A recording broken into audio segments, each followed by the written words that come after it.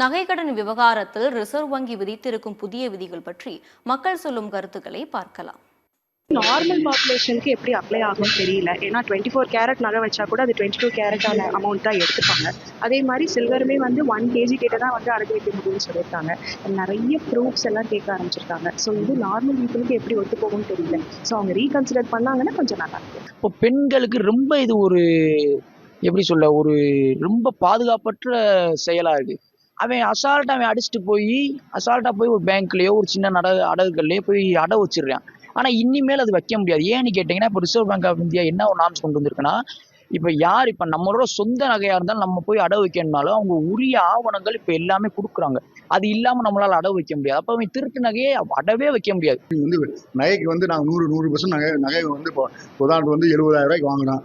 அப்ப அடகு வைக்கும் போது அதுக்கு வந்து நீங்க 70,000 ரூபாய்க்கு வந்து அடகு ஒரு 60,000 50,000 தான் கொடுக்கணும். அது விட்டு 25% இருப்பேன். நகையிலேருந்து 70% தான் கொடுப்போம் அப்படின்னும் போது 25% எங்க நகையோட பணம் தானே இது பிடிக்கிறீங்க.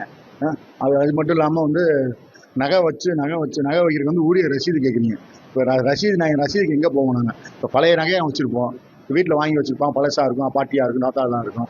அப்படிங்கும்போது நாங்கள் ஒரு அவசரமாக போய் வைக்கும் போது வந்து அதை நாங்கள் எங்கே போய் நாங்கள் நகைக்கு வந்து பில்லை நாங்கள் ஆட்டை போய் எங்கே போய் எடுப்போம்? அவங்களுக்கு போனோன்னா ஏதோ கஷ்டத்தில் தானே வட்டி போனாலும் பரவாயில்லேருந்து அடகு வைக்க வர்றாங்க. நீங்கள் அவங்களுக்கு போய் இவ்வளோ பெரிய கண்டிஷன்லாம் போட்டிங்கன்னா ஏழை மக்கள் மேலும் மேலும் பாதிக்கப்படுவாங்க சார். அதான் என்னுடைய கருத்து. இதனால அதிகமாக வந்து பிகினிங்கில் பாதிக்கப்படுறவங்க தான் இருப்பாங்க.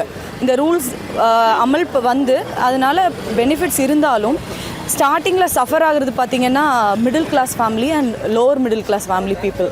இவங்க கொண்டு வந்திருக்கிற ரூல்ஸ் படி பார்த்திங்கன்னா சர்டிஃபிகேட்ஸோட ப்ரொவைட் பண்ணுன்றாங்க, ப்ளஸ் பில்ஸ் இருக்கணும் அப்படின்றாங்க.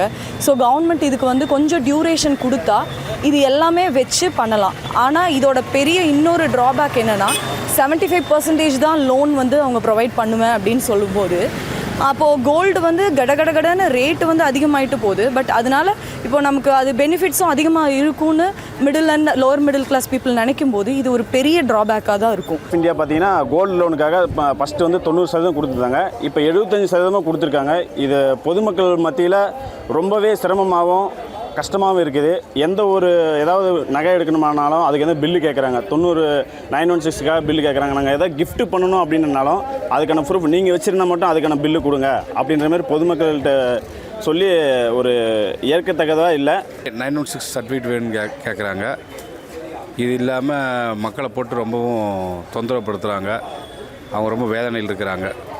To understand the rules, can the rules be little more simpler, please? I request the government to take actions for this. ஏன்னா நிறைய இடத்துல வந்து வாங்குறவங்க டொனேஷனாக பண்ணுறாங்க, கிஃப்ட் பண்ணுற தங்கமெல்லாம் இருக்கும். அதுக்கு நம்ம பில்லு கேட்க முடியாது. அதோட தரம் வந்து கொடுக்குறவங்க கிட்ட நம்ம எப்படி செக் பண்ண முடியும்? கொஞ்சம் ரூல்ஸ் வந்து ரிலாக்ஸ் பண்ணணும் அப்படின்ட்டு என்னோட அபிப்பிராயம், மக்களின் அபிப்பிராயம் கூட.